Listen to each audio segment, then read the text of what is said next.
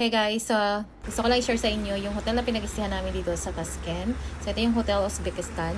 Ngayon, hindi ako masyado nagbasa ng reviews nung binuko tong hotel na to. Ito yung oldest hotel dito sa Tashkent. Sa labas maganda naman siya kaso medyo luma na yung hotel. And pagpasok namin sa lobby, malinis and may bar, may restaurant. Tapos meron siyang 4 na elevator. So pagkakit namin sa room, ang binigay sa amin is 2 twin bed.